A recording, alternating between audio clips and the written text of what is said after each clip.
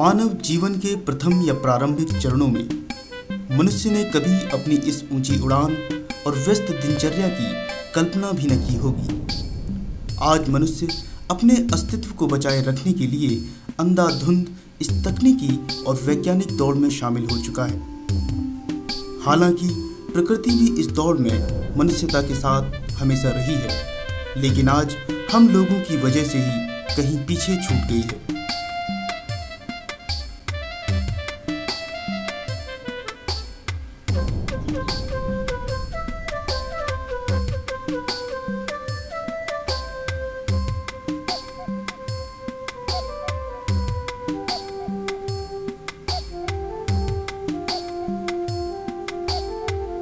हमने सदैव प्रकृति से असीम उपहारों का भोग किया है, लेकिन वर्तमान परिस्थितियों में हम उसके अस्तित्व को नकारने की कोशिश कर रहे हैं। प्रकृति ने हमारे जीवन को बनाए रखने और हमारी सुख सुविधाओं के लिए अनेक भेंट दी, और हमने अपनी अन्य क्षणिक मात्र सुविधाओं के लिए प्रकृति को ही आधुनिकीकरण की भेंट चढ़ा दिया।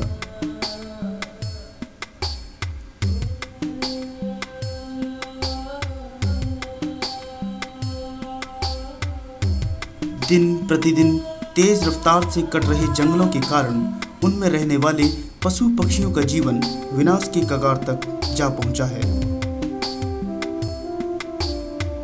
इसी के साथ साथ तेज रफ्तार से बढ़ रहे जल प्रदूषण के कारण नदियों में रहने वाले जीव जंतु भी विपरीत परिस्थितियों का सामना कर रहे हैं।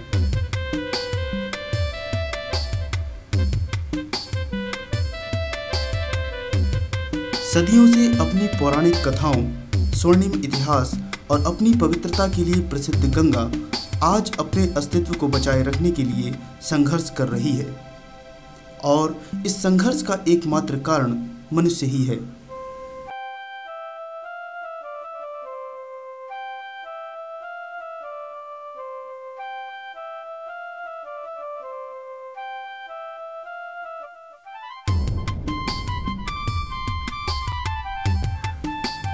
बुलंदशहर से 70 किलोमीटर दूर दुनिया की पवित्र नदियों में से एक माँ गंगा, जो ऋषियों एवं मुनियों की तपोस्थली रही है, इसी के दाहिने किनारे पर स्थित है एक छोटा सा नगर नरोरा, जो न केवल परमाणु विद्युत ग्रह के कारण विश्व पटल पर है, बल्कि नरोरा अपने प्राकृतिक सौंदर्य के लिए भी विख्यात है।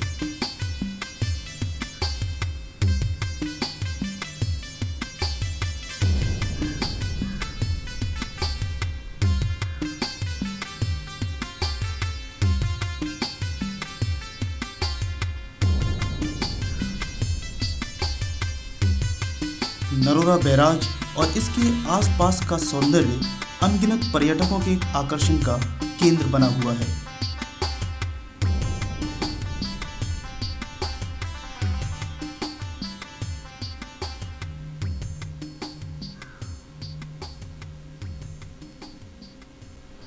तीसरा सिस्टम हमारा नरोरा पर है। ये लोअर गंगा कैनाल सिस्टम कहलाता है। ये बहुत पुराना सिस्टम है। ये 1878 का सिस्टम है, तब से अब तक चलाया जा रहा है। पहले यहाँ वियर था, उसके बाद वियर में कुछ प्रॉब्लम थी। ये 62 में स्टार्ट किया गया बैराज और 67 में कंप्लीट हो गया। उसके बाद ये बैराज फंक्शन कर रहा है। यहाँ से एक लोअर गंगा कैनाल निकलती है और दूसरी इसके रिचार्ज को ऑगमेंट करने के लिए पैरेलल लोअर गंगा कैनाल निकाली गई है। लोअर गंगा कैनाल की कैपेसिटी 8000 क्यूसेक है और पैरेलल लोअर गंगा कैनाल की कैपेसिटी 4000 क्यूसेक है। जब रेनी सीजन में हमको सरप्लस वाटर मिलता है तो इन दोनों से हम 11000 क्यूसेक से पूरा फीड करते हैं, पूरे सिस्टम को फीड करते हैं। और आजकल जो है नॉन रेनी सीजन में पानी काफ़ी कम हो जाता है और इसका डिस्चार्ज गंगा का 3000 क्यूसेक तक पहुँच जाता है। इस 3000 क्यूसेक में भी दो जगह से हमें पानी मिलता है। एक तो हमें हरिद्वार से पानी मिलता है और कुछ थोड़ा सा पानी हमको रामगंगा बांध कालागढ़ में है, वो वहाँ से मिलता है। रामगंगा नदी पर बनाया गया है। दोनों जगह के पानी को मिला करके यहाँ हम इसको कलेक्ट करते हैं और उसके बाद लोअर गंगा कैनाल सिस्टम से पूरे सिस्टम को हम इरीगेट कर देते हैं। इसमें मेनली 5 बड़ी बड़ी डिस्ट्रीब्यूशन सिस्टम्स हैं। जिसमें यहाँ से लेकर के कानपुर तक के सभी जिलों की सिंचाई की जाती है। नरोरा अपनी जैविक विविधताओं के संदर्भ में भी अद्वितीय है। प्रत्येक वर्ष 130 से भी ज़्यादा जलीय पक्षी यहाँ आते हैं, जिनमें करीब 60 प्रकार के प्रवासी पक्षी अक्टूबर से मार्च तक यहाँ प्रवास करते हैं।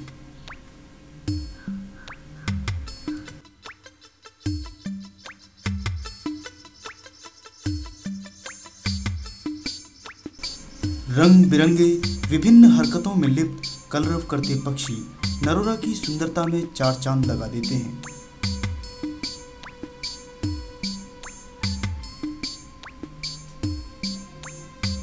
गंगा नदी के दोनों किनारों पर छोटे छोटे मर्सीलैंड हैं, जहां अनगिनत जलीय जीवन इकोलॉजिकल बैलेंस को बनाए रखने के लिए अपनी महत्वपूर्ण भूमिका निभाता है। नरोरा के आसपास के जंगलों में भेड़िए, नीलगाय, बारहसिंगा, जंगली सूअर, मिनी सीवेट, सेही और विशाल अजगर पाए जाते हैं।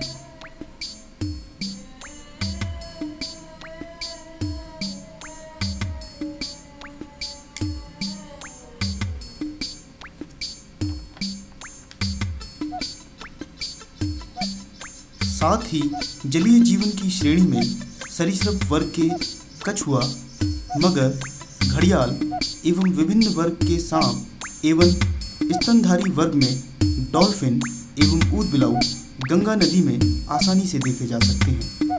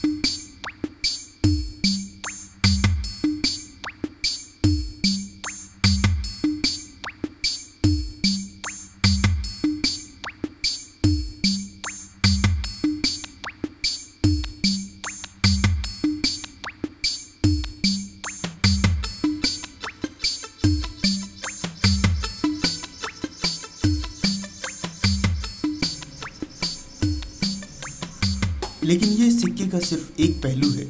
यदि हम सिक्के का दूसरा पहलू लें तो हम पाएंगे कि कुछ लोगों के गैर जिम्मेदाराना रवैये और प्रकृति के प्रति लापरवाही की वजह से आज नरोरा का प्राकृतिक सौंदर्य, जैविक विविधता और गंगा का अस्तित्व खतरे में है। इन खतरों एवं विपरीत परिस्थितियों से प्रकृति को संरक्षित करने का भार अपने कंधे पर उठाया नेचर एक्सप्लोरेशन ग्रुप ने।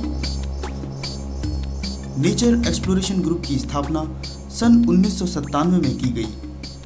ये ग्रुप नरोरा और इसके आसपास के स्थानों के संरक्षण में पूरी मेहनत और लगन से समर्पित है।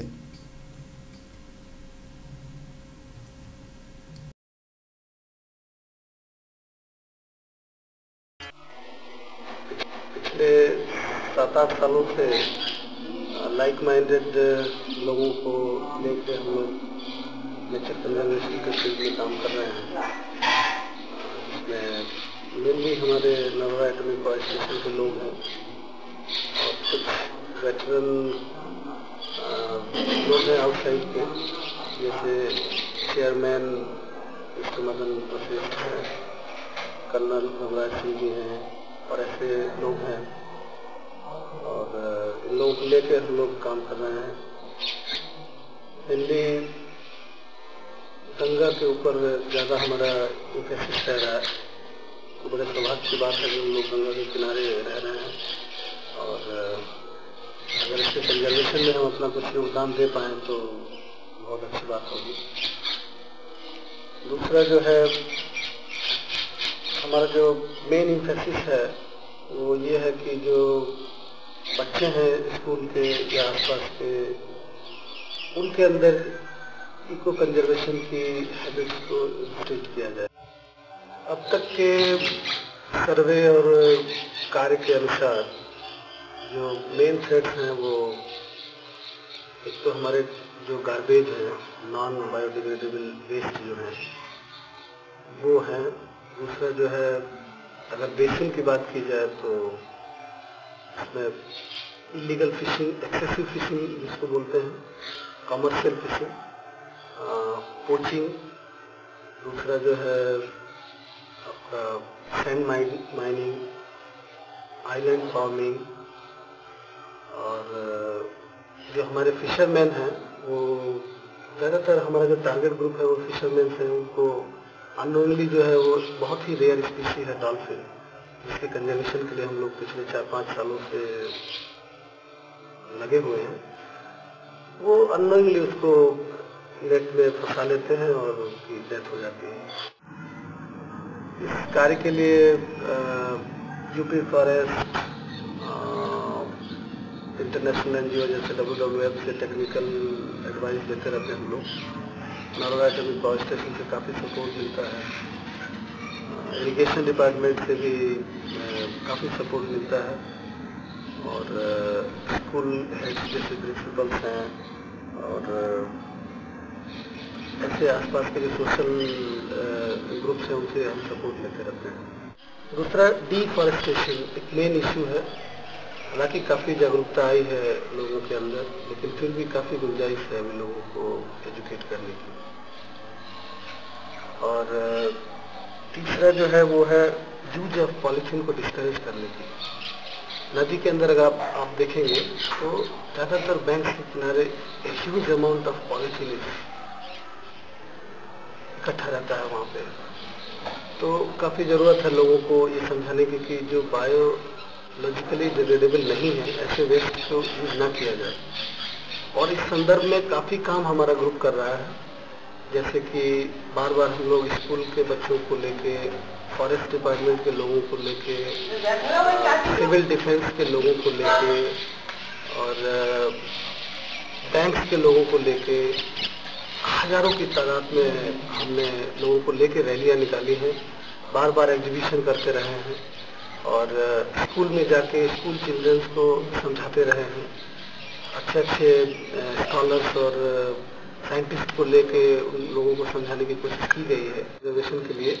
और वो है साधु लोगों के साथ मिलके एक कंजर्वेशन प्रोग्राम हम लोग बना रहे हैं, जिसमें साधु और हम दोनों मिलके डिस्कशन करते हैं और जो फैक्ट्स हमको मिलते हैं उसे हम साधु लोगों को बताते हैं कि देखिए ये सच है, ऐसा करना चाहिए और आप इन बातों को अपने शब्दों में लोगों तक पहुंचाएं, क्योंकि ऐसा माना जाता है कि लोगों की काफ़ी श्रद्धा है इन लोगों के ऊपर। और ज़्यादातर लोग जो गंगा में या तो नहाने के लिए या जैसे भी आते हैं वो इनके ऊपर काफ़ी विश्वास करते हैं, तो इनका काफ़ी प्रभाव पड़ सकता है। नरोरा एक नवजात शिशु की भांति है जिसे सही परवरिश और सही मार्गदर्शन की ज़रूरत है।